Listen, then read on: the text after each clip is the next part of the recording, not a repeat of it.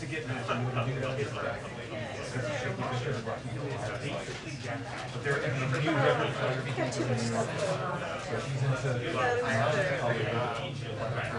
I have to tell you, you had me try it. well, Still have it? because first when I started using Flash, people are like, you're ruining my digits. So suddenly all these people using Flash. I was actually asked to write. The old press photographers like George Kane, How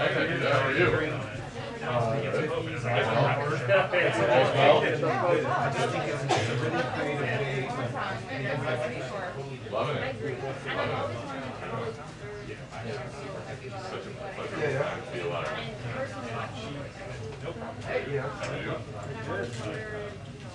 Well, if you want to see what it looks like here, you can carry an extra one when you do your stuff. I'll send you a link. I'll email you the link. It's coming out soon. And you can see what I've been doing. So you some available light, lots of flash, usually on the hot sheet. I'm at the Capitol every day.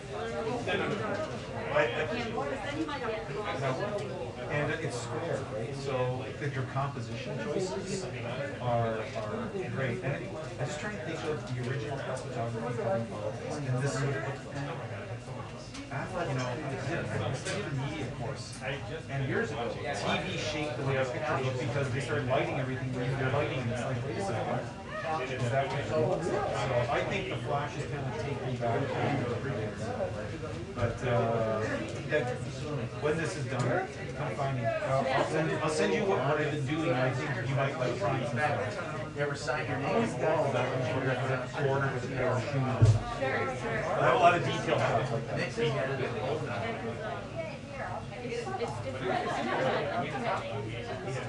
Yeah. But you can pitch it to your. Yep. I know Lawrence will do it.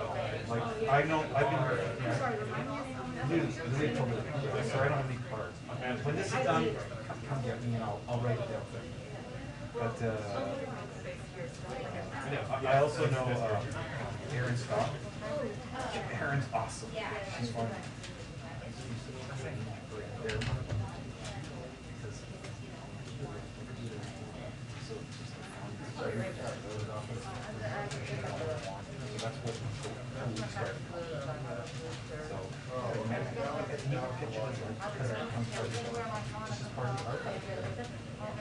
So I can help. It's really, I think it's a great idea. I have a whole series just like everybody.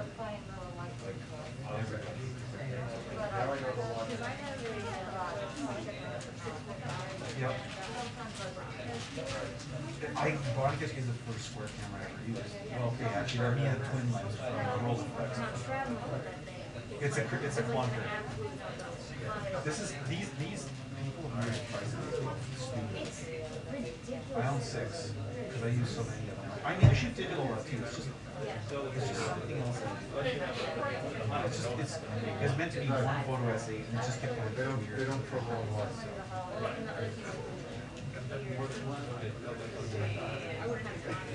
What is the speed? I used to have a flash like this. This is $99 SP26. And then this lens folds in. It's really small. And I send my phone to a lab in Portland, D76, to process the chemistry. I just send a bunch of stuff from the fan and then on the board. And then I scan the digital contact sheets and I send my photo analysis and props. I still have a dark one of a D76 that pops out. I love it, man. You know, I still think it's just a different platform. It is. It's slower platform, but I like the richness. It's like writing in New York or writing in Washington. They will have their it's just weird. I have this many reports in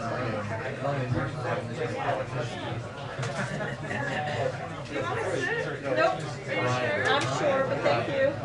I have a screen picture of it's the press chair, and it's other jobs. I just thought the most. They never take the big thing End of there, the but shelf book today they have the big thing There we there. go. I just thought it's a So great. I, they give me this because of yeah, I can publish it all.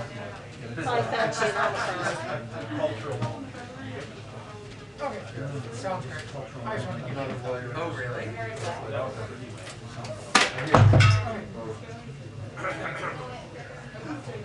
Your earbud.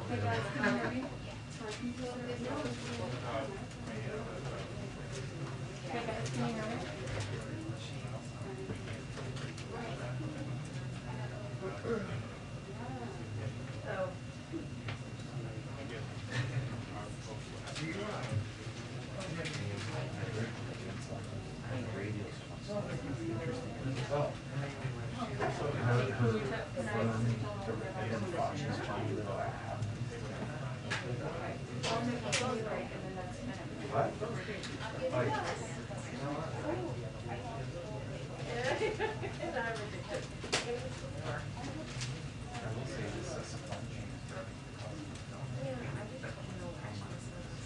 I still have it. I'm listening. Yeah, I used to do that because this project will work out. I start sending it to my editor. When is the project due out? Hey, can you come to us really soon, please? This month is going to be 2 years. 1, 2, 3, 4, 5, can you hear me now? Kenny, did you see my? Khalil? I'll be back there. Can you find whoever's there? They're not hearing I was in the our mic, red guys. of the Senate. Guys, they're not hearing our mic. Can you please forget to run that? I was standing out of the, where They they were want to calling close up. right now. Oh, yeah, I just had my rural Ohio people buy it. Oh, I held them off. Channel, channel.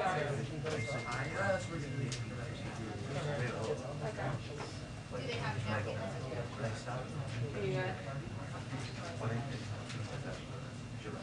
Yes, let's go. We're good. CDC detects. CDC detects in California.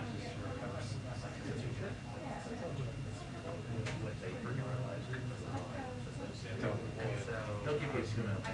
Oh, okay, good. Yeah. Show me the ropes. Here I am.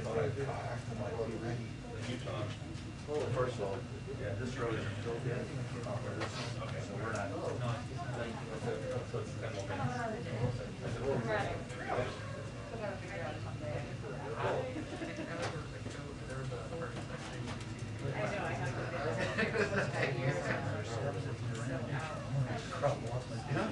Yeah, Anna, this briefing has been delayed here. Of course, we are expecting Dr. Fauci to come out with the press secretary, Jen Psaki, and CNN can now report the CDC has identified its first case of the Omicron variant in the United States. Of course, it has been something they have been searching for days. Health officials have been bracing, saying this is something that they were expecting. And now the CDC has identified this in California. That is where the first case of the Omicron variant is in the United States. Of course, this is something that they were preparing for. That is why you saw a lot of those travel restrictions going in good place on Monday. The CDC is poised to announce these new restrictions when it comes to testing for international travelers. And now this development, which we will likely hear from Dr. Fauci on when he comes out to the briefing shortly, and what this means for daily American life and what needs to change in light of this. Because we know this is a variant that is still a lot of unknown about it. And of course, whether or not the big question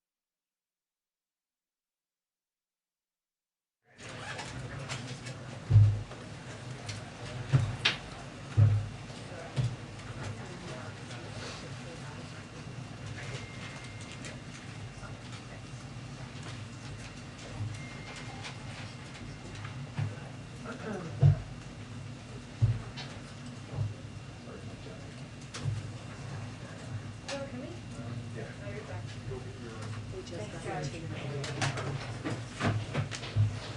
don't want to ruin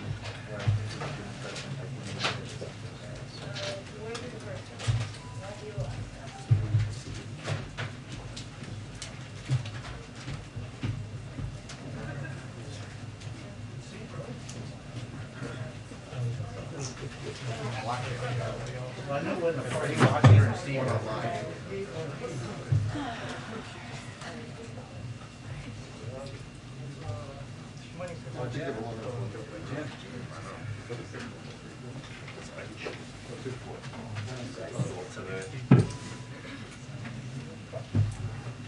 Oh, just doing what the tall people can do. Exactly.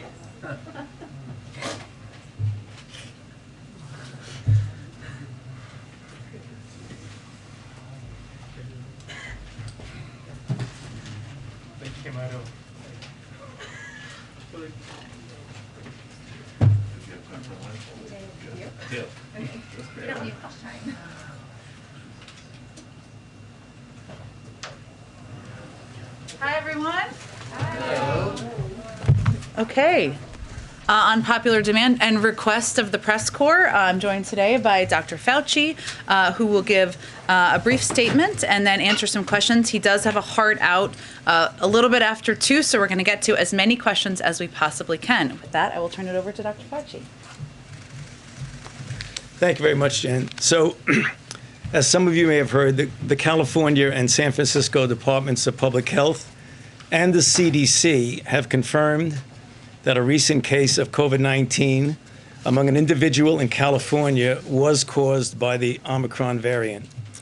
Genomic sequencing was conducted at the University of California at San Francisco, and the sequence was confirmed at the CDC as being consistent with the Omicron variant.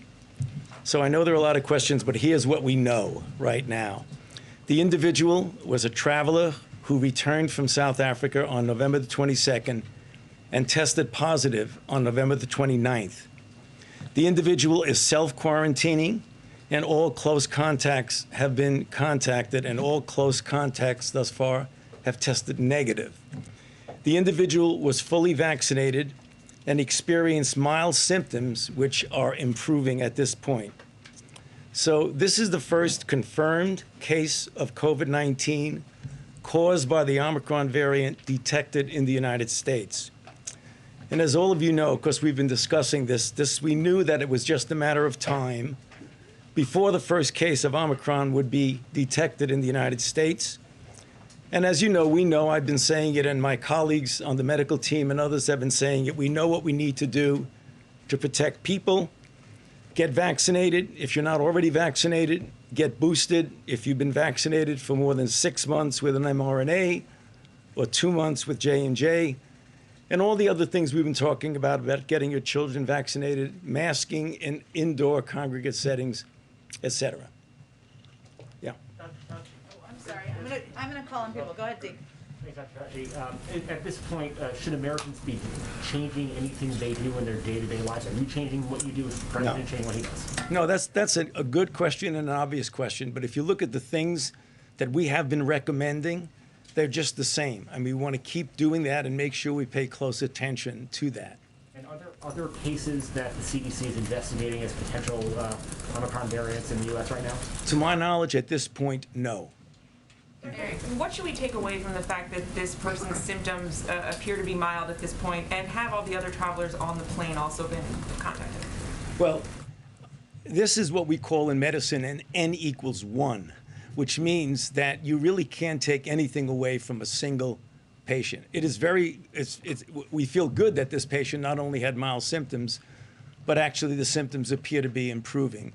But as we've said, there's a lot of information that is now evolving out of countries like South Africa that have a much larger number of individuals, not only who are confirmed, but individuals who are probables, which means they are going to have a lot of experience, which we will benefit from here as the weeks go by. Some of you have heard me say that in a matter of 2 weeks or 2.5, 3 weeks, we'll know a lot about transmissibility, about whether or not it essentially eludes some of the protection from things like monoclonal antibodies, whether or not the disease itself in general is going to be severe, and what is the difference in an individual who's been vaccinated versus unvaccinated, boosted versus not boosted. We're going to get that information. So again, I appreciate your question about one individual, but we're going to get a lot more information. Thanks, Dr. Fauci. Two questions for you. One, you said this person had been fully vaccinated. Had they had a booster shot yet? To my knowledge, no, Caitlin. Okay. And under consideration, the CDC is considering having stricter testing requirements to get into the United States, a 24-hour window before taking off, but also is considering having a period of retesting once you get back to the United States. Would that have helped in this case if that was already in place? You know, I'm not so sure, because this person, did what we hope other people would do. They got off, and as soon as they became symptomatic, they went and got tested, and it was positive. And so when do you think those new requirements when it comes to travelers are actually going to be implemented, given clearly this is something that is already affecting the United States? Well, that's obvious, all things that are being considered and under discussion, Caitlin. I don't think I can make any real statement about when and if that's going to happen. Thank you. Dr. Fauci, in addition to any new testing requirements, what about new requirements for self-quarantining for travelers returning to the U.S., which in this case might have made a difference if he was quarantining for 7 to 14 days? Right. You know, the recommendation is that the individual would self-quarantine if they are not vaccinated and would also get tested within a period of 3 days. That's a recommendation right now.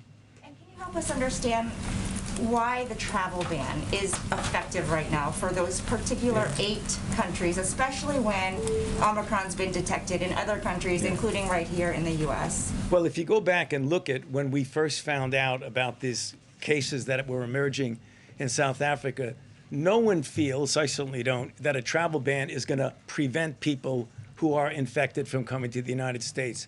But we needed to buy some time to be able to prepare, understand what's going on, what is the nature of this infection, what is the nature of the transmissibility, and we wanted to make sure that we didn't all of a sudden say, it's like anything else, don't worry about it, and then all of a sudden something unfolds in front of you that you're really not prepared for. So we look at this as a temporary measure. Thank you. Dr. Fauci, do you support a vaccine requirement for domestic flights? The president was asked about this earlier this week and said that that had not yet been recommended to him. You're his chief medical advisor. Do you think that's something the country should adopt? You know, I'm not so sure we should say that that would be a requirement. I would say what I've been saying all along, that we have 60 million people in this country who are not vaccinated, who are eligible to be vaccinated. Let's get them vaccinated. Let's get the people who are vaccinated boosted.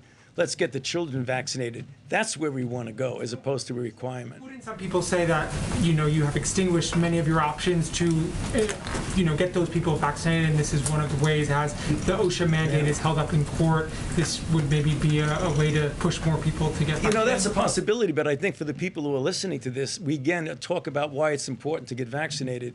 I think what's happening now is another example of why it's important for people to get vaccinated who've not been vaccinated, but also boosting. Boosting is really very important, because the data that we get on boosting, if you look at the level, for example, of an antibody, a neutralizing antibody, peak following the second dose of a 2-dose mRNA, it's like at this level. If you look at the peak following the 3rd shot boost, it goes way up here. And people ask, why is that important? Because our experience with variants, such as the Delta variant, is that even though the vaccine isn't specifically targeted to the Delta variant, when you get a high enough level of an immune response, you get spillover protection even against a variant that the vaccine wasn't specifically directed at. And that's the reason why we feel, even though we don't have a lot of data on it, there's every reason to believe that that kind of increase that you get with the boost would be helpful, at least in preventing severe disease of a variant like Omicron. Dr. Fauci, as you know, a lot of Americans right now are shopping for the best sort of booster or whatever they can get. And given the fact that manufacturers and scientists are racing to learn more about this variant and then to modify a vaccine that will more directly combat it right now, first, for those who already received their boost, how long would it be for them before conceivably they could have a new modified booster that will more directly target this? And is there any reason those individuals should wait, given the White House has said it'll be a couple of months perhaps before we have a more modified vaccine that more directly targets it? Great question, because we get asked it a lot, and it's a relevant question. So right now, I would not be waiting. People say, well, if we're going to have a booster-specific vaccine, should we wait?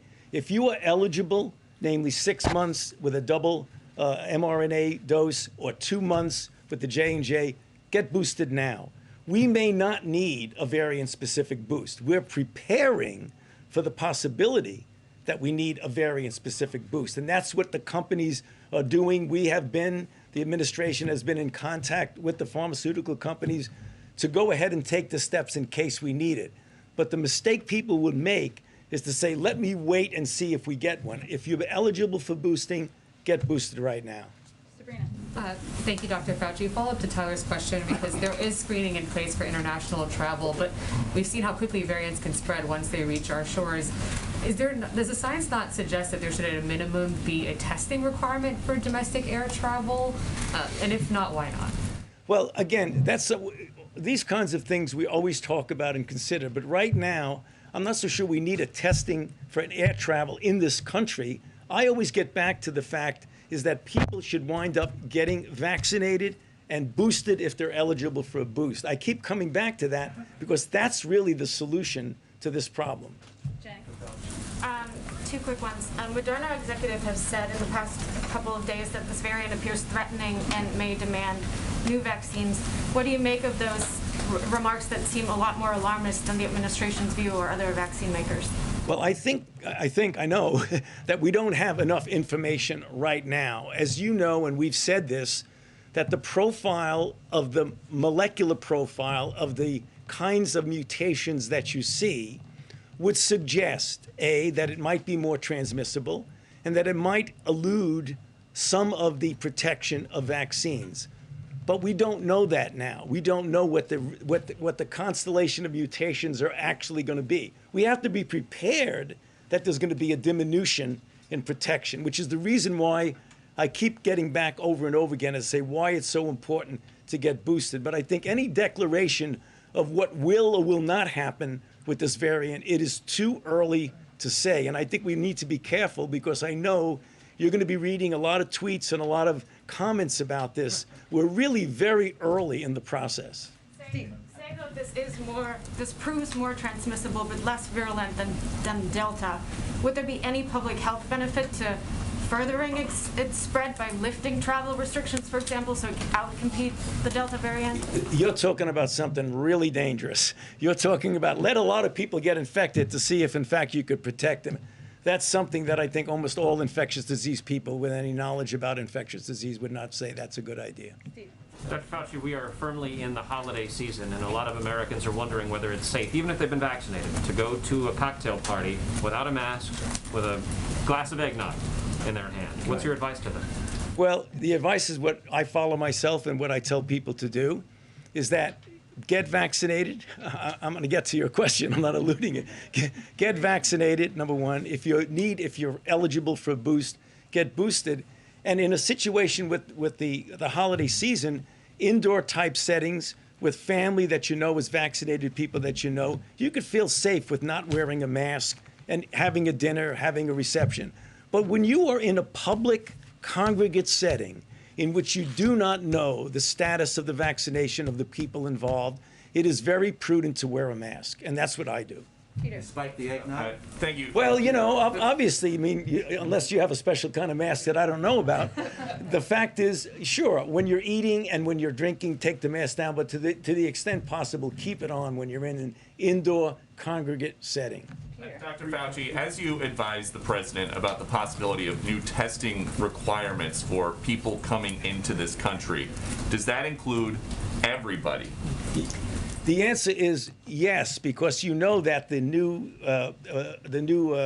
regulation, if you want to call it that, is that anybody and everybody who's coming into the country needs to get a test within 24 hours of getting on the plane to come here. Well, what about people who don't take a plane and just these border crossers coming in huge numbers? You know, that's a different issue. For example, when you talk, we still have Title 42 with regard to protection at the border. So there are protections at the border that you don't have the capability, as you know, of somebody getting on a plane, getting checked, looking at a passport. We don't have that there. But we can get some degree of mitigation. Is there something to do to test these people somewhere else? There is testing at the border under certain circumstances, as you know. Michael.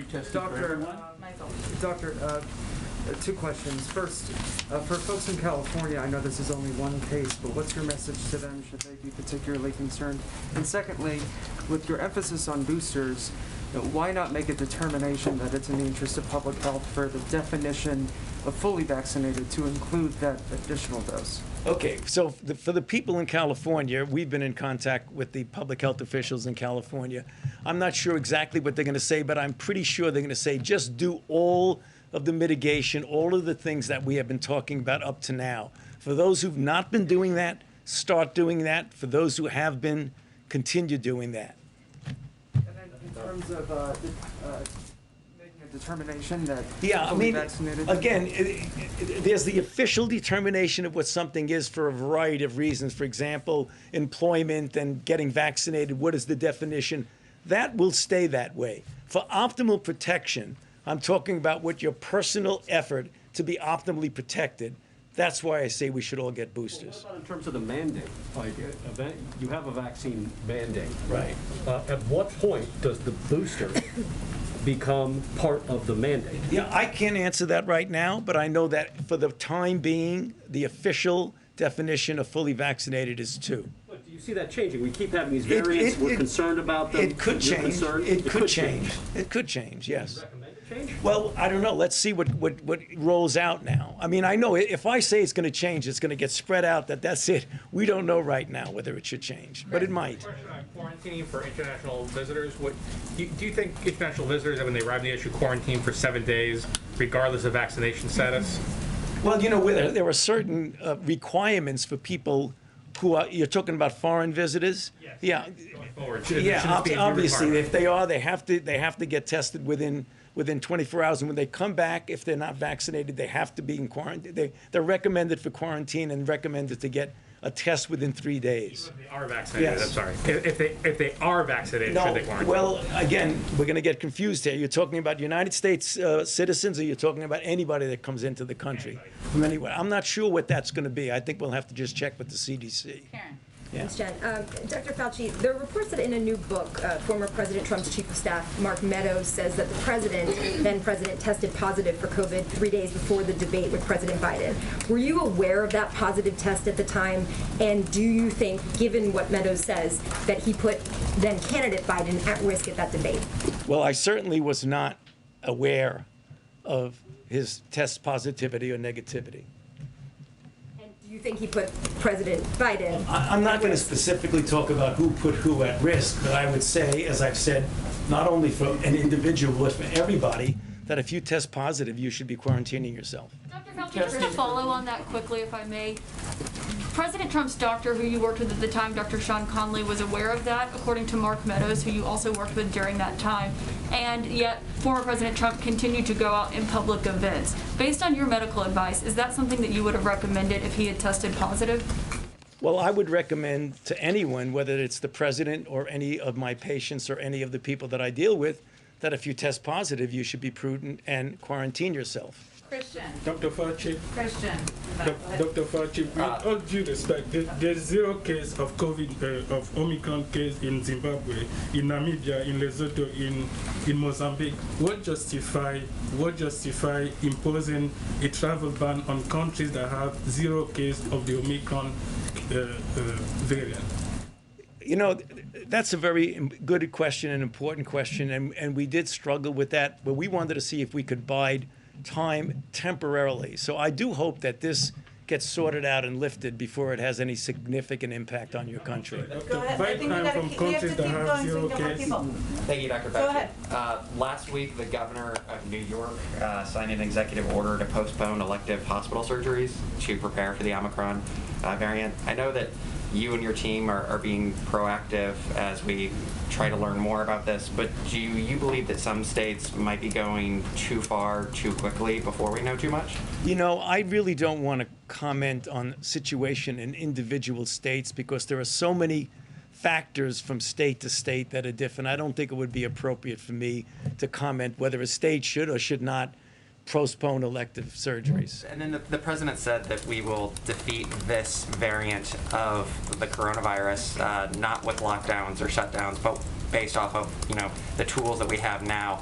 Is there anything that we are, taking into this new variant experience, based off of some of the adverse effects of some of those lockdowns? I mean, we just passed, I think, 100,000 overdose deaths for the first time ever. Yeah, I mean, first of all, we always discuss things that we might do to better our preparation, better our response. That's something we discuss every single day. But right now, what I've always said, and I'll continue to say, let's utilize and implement the tools that we have, because if we had done that, if we had the overwhelming majority of people in this country vaccinated and those who needed to be boosted, our vulnerability would be much less than it is right now. Brian, last one, then I gotta let him go. Dr. Fauci, what do you see as an end game? In the 1918 flu pandemic, it eventually evolved till it was less lethal. But there are those who are saying that we're never going to get that far with this virus because we need more people vaccinated. What do you see as the end game? I mean, the end game, which we hope and I think will occur, is that as we get more people vaccinated, not only in this country, but globally, we will see a situation where viruses will not have the opportunity, what they have right now, is to essentially freely distribute and freely circulate in society, both domestic society and global society. The more protection you get with vaccines, the less likelihood a virus has to do that, the less likelihood a virus has to mutate, the less likely you're going to get a variant. So one of the things that we need to do about our long end game is to do the things we've been saying every single day, not only for ourselves, but internationally. And we have done a lot and will continue to do a lot to get low and middle income countries vaccinated. Oh, absolutely. I mean, there's no doubt that this will end. I promise you that. This will end. Thank you, Dr. Fauci. Sorry, we have to let Dr. Fauci go. I appreciate you. Thank you for coming. I appreciate it. Not additional details, but they're going to be doing a press conference in California where they may have additional details to share. I know we have a bit of a crowded day today, so we'll get to as many people as possible, and we'll let people know when they need to gather. So just a couple of light things at the, not light, but a couple of few things at the top. I'm sure everyone saw the red ribbon on the North Portico marking World AIDS Day, honoring the 36 million people, including 700,000 Americans who've lost their lives due to HIV/AIDS. Earlier today, we released an updated national strategy for ending the HIV epidemic in the United States by 2030. This is a national plan to re-energize a whole-of-society response to the epidemic while reducing the terrible toll of this disease and supporting those living with HIV. The president remains deeply committed to ensuring that those with HIV are treated with equity and dignity, and I know he'll have more to say soon. I also wanted to note a little bit of supply chain news. We announced in October the ports of Los Angeles and Long Beach worked with our administration and our port envoy, John Procari, and announced a plan to cut down the number of days containers sit on the docks by charging ocean carriers a fee that escalates the longer a container sits on the dock. The good news is the result of the fee announcement alone, which hasn't even been implemented yet, has been pretty remarkable. The average time a container sits on the dock is on track to be back down to where it was when the president took office in January, and lower than it was in November of last year. This means we're getting goods faster to delivery trucks, faster to shelves, faster, of course, to people's homes. The fee has not even been implemented yet, so it is the fear of the fee, I suppose, that has prompted these steps. Also, just wanted to note the Vice President is convening the Biden-Harris administration's inaugural Space Council meeting today. She will be announcing 5 new members of the council, including the Secretaries of Education, Labor, Agriculture, and the Interior, as well as the Climate Advisor, and will also be announcing the release of the Space Priorities Framework. With that, Zeke, go ahead. Thank you, Jen, and just first off, happy birthday. Thank you, I appreciate that. Thank you. 25 feels really good, guys, as you all know, so I appreciate it. On the topic of COVID, can you tell us when the last time the president was tested for the virus, and if there's been any change to the protocols surrounding his testing? And then just a request on behalf of all of us for some more regular updates on how frequently the president is tested and the outcome of those tests. Absolutely. The president was tested on Monday. His test was negative. We can venture to provide you regular updates on that. Nothing has changed on the protocols. Thanks. Secretary of State Blinken earlier today said that the U.S. was willing to impose new sanctions on Russia that it hasn't been willing to impose before if it were to invade more of Ukraine. What are those additional sanctions that the U.S. is considering, and sort of have there been other messages that you've been communicating to Moscow to prevent that action from happening? Well, Secretary Blinken made those comments. He's in Europe now, meeting with European counterparts and our NATO partners and allies. He noted in his remarks, he detailed his concerns and conveyed that the United States, as you noted, Zeke, has been engaging intensely on this issue with our allies and partners, including, of course, on this trip. We've also been in touch directly with the Ukrainians as well as the Russians. In terms of what the tools would be, we have demonstrated from the beginning of this administration that we are willing to use a number of tools, economic tools, and other tools to address harmful Russian actions. The Secretary made clear today that we would not hesitate for making use of those tools, but we're going to do that in coordination and close coordination with our partners and allies. So I don't have anything else to preview for you today. Finally, the president said he hadn't seen the Supreme Court arguments today in the abortion case. Is he going to get a briefing from somebody on how arguments went? And given that a majority of justices seem inclined to let that Mississippi law stay in place, what steps is the White House taking to act in case that law stays in place and if Roe itself is overturned? Sure. Well, I would note, as I think many of you have experienced, the president has had quite a busy schedule today, and of course, he will be updated and briefed by his team on those arguments. I know we were all impressed by the strong argument in defense for the protection of Roe v. Wade and the woman's right to choose made by the Solicitor General during the hearings this morning.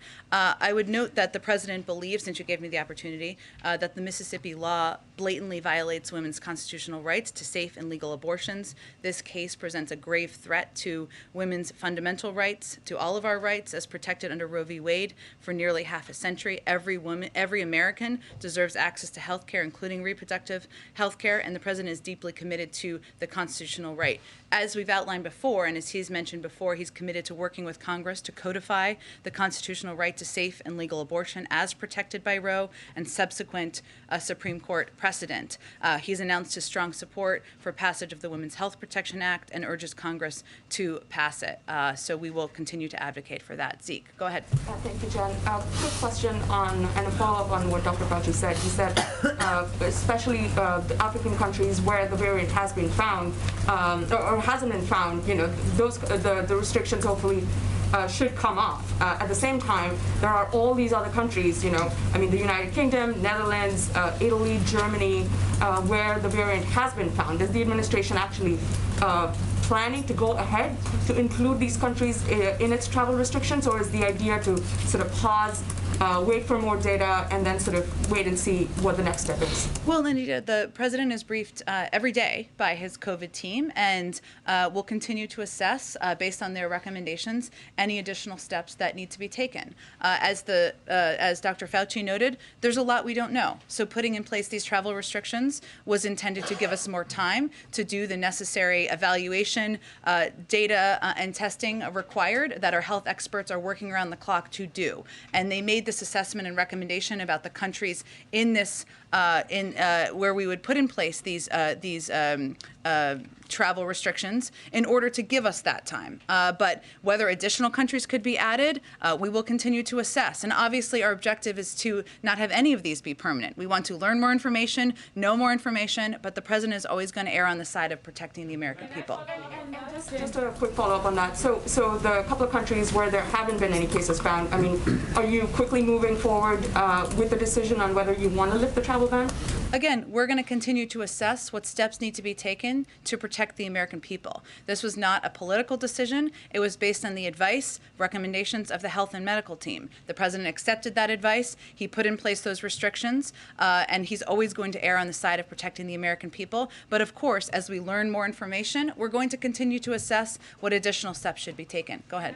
Sorry, a quick one follow-up, Jen, on gasoline prices. Yeah. We've sort of been looking at retail and wholesale gasoline prices for a while now, and a Reuters analysis shows that the price gap has gone up to $1.40. This is despite the president's calls to companies to reduce that gap.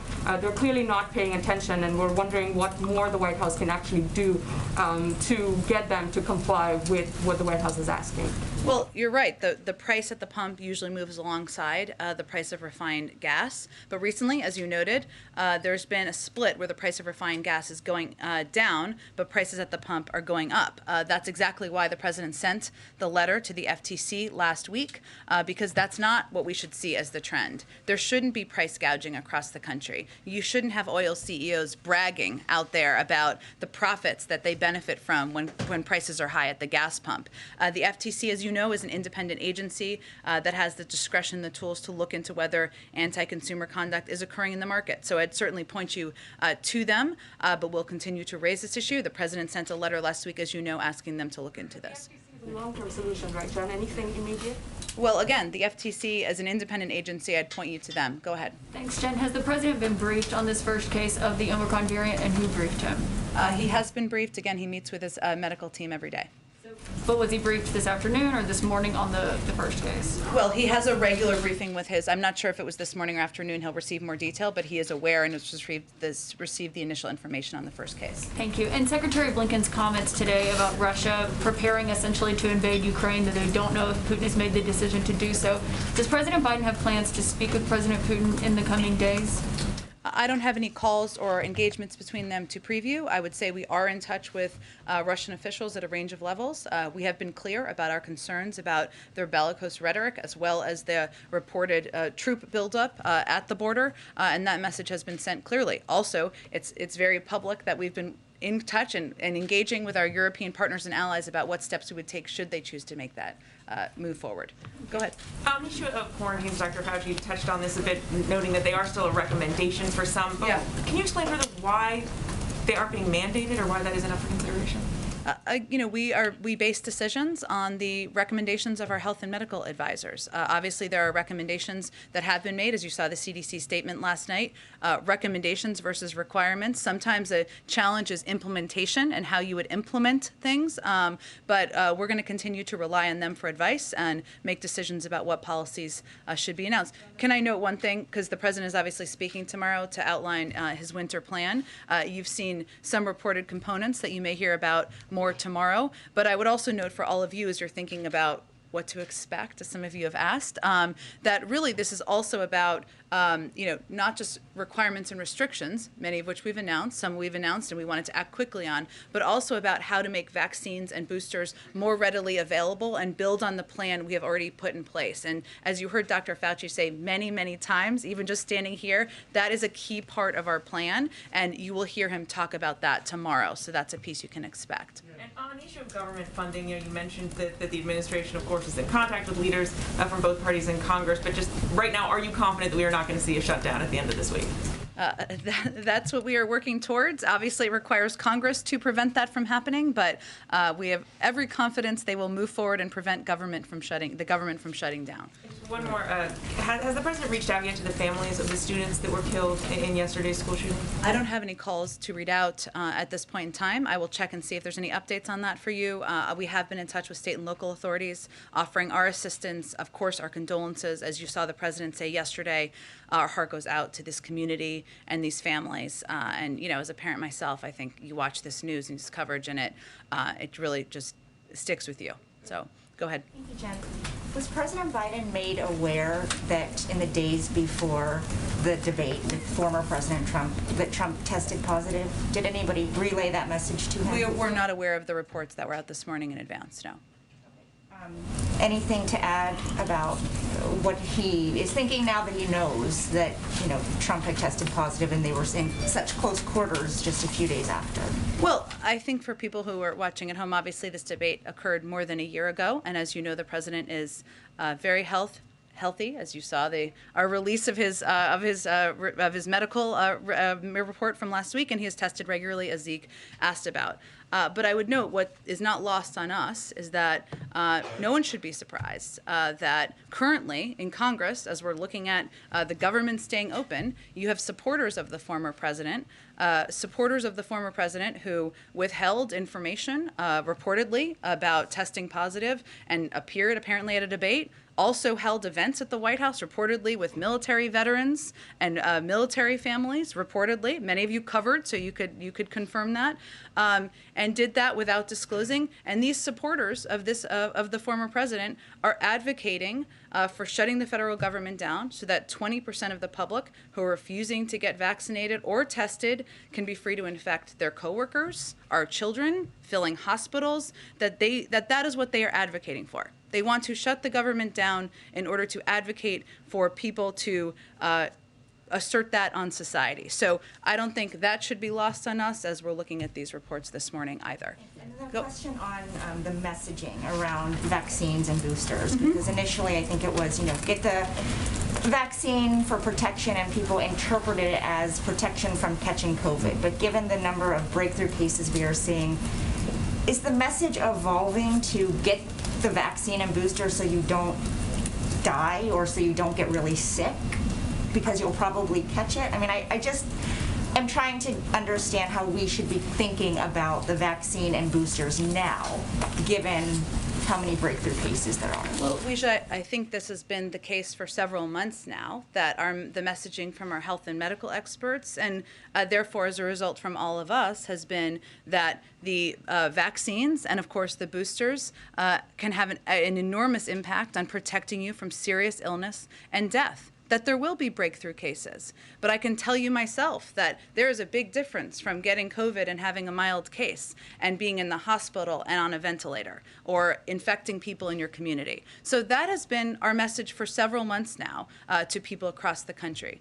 There will be breakthrough cases, but certainly preventing hospitalization and preventing death is a significant value of these vaccines and the subsequent boosters that are now available across the public. Yeah, go ahead. World AIDS Day. Ahead of today, the British government announced they would begin to allow people who have tested positive for HIV to join the armed forces if they no longer have detectable cases. Is President Biden considering revising the ban on HIV positive people or lifting it?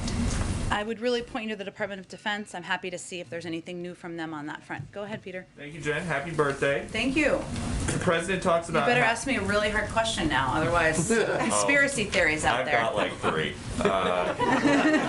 So President Biden talks about how respecting the rule of law is one of America's most cherished values. Does that mean that he's going to stop pushing for these vaccine mandates for workers now that federal courts are saying that they don't know if they're legal? Well, let's just clarify exactly what we're talking about here. There are vaccine requirements and testing. A lot of companies do requirement to be vaccinated or tested that companies across the country have been putting in place for months. Recent polling by USA Today and other outlets have suggested that 60% of businesses are moving forward on putting these requirements in place. You know why? Because it makes sure they have a healthier workplace. It makes people feel more confident in going back to work, something that a lot of employers, as they're trying to hire, have had issues with, and that they're moving forward in putting in place additional requirements or additional steps to protect their workforce. That's absolutely their right to do. There are court cases right now, something that the Department of Justice is fighting, and we are confident in our ability, given it's based on a 50-year law, are these OSHA requirements, and the implementation date is in early January. But what should be clear to people out there is that private sector companies, many of whom are just putting in place steps to protect their workforces, have every right to do that. That helps their workforce, that helps the economy, and that's something we certainly support and advocate for people doing. Okay, to the questions from earlier about messaging, whatever happened to President Biden's promise to shut down the virus? We're working on it, Peter. There's another variant here. Is the idea that you want people now to kind of wrap their heads around that the president, instead of shutting down the virus, is going to try to help people live amidst the virus and go about their lives, but COVID is going to be here? Well, Peter, what's very important for people to understand, and all of you are communicating to the public about what steps they can take to go back to normal or go back to normal life, something everybody wants to do. We're all sick and tired of this virus. But we need approximately 20% of the population, or more people than are currently vaccinated, to go get vaccinated and go get boosted. What we can do as the federal government is make those vaccines free, make the boosters free, make them available. The president will talk more about what we're going to do tomorrow, but we need the American people to do more who are not vaccinated to help us continue to fight the virus. Last one, a lot of talk about the first Trump-Biden debate today, but at the second one, in 2020, when roughly 220,000 Americans had already died of COVID, Joe Biden said about Trump, anyone who is responsible for that many deaths should not remain as president of the United States of America. Is that still the standard now that more Americans have died under President Biden than President Trump? Well, I think the fundamental question here is, what are you doing to save lives and protect people? And the former president was suggesting people inject bleach. He apparently, reportedly, didn't even share with people he was going to interact with that he had tested positive for COVID himself. He continued to provide a forum for misinformation, which probably led to people not taking steps forward to protect themselves, to wear masks, to eventually get vaccinated. This president has made the vaccine widely available. He's relied on the advice of his health and medical experts, and he is trying to be a part of solving this crisis, getting the pandemic under control. And I think there's a pretty stark difference between their approaches. Go ahead. Jen, some Democrats have been pushing the president to suspend the federal gas tax as a way to show concern about inflation right now. Would President Biden support or consider a suspension of the federal gas tax? I'm not aware of that being under consideration. Go ahead. Thank you. You just said that one of the reasons to get vaxxed and boosted is not only to protect yourself against serious illness and death, but also to protect to prevent infecting people in your community. Are you saying that people who are vaccinated cannot pass the virus on to people in their community? I wasn't suggesting that, but I think there's no question that people who are unvaccinated will more easily get the virus than people who are vaccinated. We know that from data. About passing it on, not getting it. I understand, but again, people who are unvaccinated, who have not received a vaccination in communities, of course they are going to be transmissible out there in communities. They can get the virus and pass it along. That was the point I was making. And one question about Build Back Better, which is being negotiated in the Senate still, including the SALT deduction. Yeah. The president has said he wouldn't sign any tax hikes on people making less than $400,000 a year. Is he also committed to ruling out any tax cuts for people making more than $400,000 a year? His bar continues to be he's not raising taxes on anyone making less than $400,000 a year. There are ongoing negotiations, as you know, about the SALT deduction, not something the president proposed, but something leaders have conveyed at different times. There's obviously support for, and we obviously want to get this legislation moving forward. We expect the final legislation will address some of the most unfair results of the 2017 tax law SALT provision, particularly its impact on middle-class taxpayers and the uncertainty it caused. And the president expects it to be fully paid for. But again, his bar has not changed. We, of course, want to cut taxes for people, middle-class families across the... Make over $400,000? Again, this is not a proposal that the president proposed himself, but it is something, as you know, that there is support for, different versions of it in Congress. It's currently being negotiated. Our objective is not raising taxes on anyone making less than $400,000 a year and cutting costs. But can you explain why a tax cut for someone making more than $400,000 is still somehow commensurate with his values of protecting middle-class people? It just doesn't make any sense. Why would he How does it not make sense? A tax cut for someone making more than $400,000? Is that raising taxes on somebody making less than $400,000? No, so that's all you're promised. Just no tax hikes for somebody under $400,000. Tax cuts for people over that. That's possible. I think the totality of the bill, which is the most important piece here, is cutting costs for the American people. For childcare, for elder care, for health care, putting in place a historic universal pre-K program. That's exactly why the president proposed and is supporting this bill. He also knows we have small margins in Congress, so there are some components. He didn't propose the SALT deduction. It's being discussed right now and negotiated. We'll see what the final outcome and package looks like. Jen, the pool's being asked to gather for the president, so Okay. I don't know if you can stick around for a little bit longer. Sure, I can, and the pool will just depart. Nothing's wrong, everything's good. Okay, Michael, go ahead. In terms of, on Monday you gave an update in terms of members of the COVID response team being in touch with state and local public health officials, epidemiologists. Do you have an update on those communications? And also, does the president plan to speak with anyone in California now that this case has been identified? Well, we have been in constant contact with local and public health officials from our health and medical team. So that was not a one-time deal. It's been continuous, and that's how we are going to continue to track and trace any cases that come up and make sure that that information is provided publicly to all of you. And that typically happens with public health, our medical experts and health officials. I don't have any calls with the president to public health officials to predict for you. Go ahead in the middle. Yes, Jen. Go ahead in the pink sweater.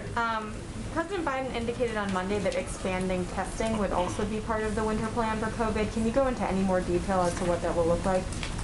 He'll certainly have more to say about this tomorrow. I would note that one of the questions a couple of people asked the other day, and I didn't understand in the right way, so let me just use this moment to clarify, is about sequencing as a part of testing. So, and I just wanted to note that we expect any emergence of Omicron in the United States to be identified quickly, as we are sequencing now almost 80,000 samples per week, more than any other country. And just to give you a point of reference, that's up from approximately 8,000 at the beginning of this year. So we're going to continue to increase testing. That's something we obviously recognize as a key component of fighting the virus, but I don't have anything more to preview at this point in time. Just one more. Yeah. Does the president believe that we lifted travel restrictions too early on Europe and other countries earlier this year? Does he wish that we had held off in terms of lifting those? I don't think the president looks in the rearview mirror in that regard. We obviously continue to rely on the advice of our health and medical experts. And I would note that where we've put in place restrictions are not those countries. So I'm not sure that totally makes sense. Go ahead. Thanks, Jen. Is the White House discussing the possibility of asking Congress for additional COVID relief funds to deal with the Omicron variant? And is that something the White House right now thinks might be necessary? Not at this moment do we think so, but we have ongoing conversations with Congress just to make sure we keep the door open to whatever may be needed. And I would just say, Karen, as you know, that as we look and we're trying to we're seeking more information from our health and medical experts as they're doing this testing, and we're assessing what options may be needed.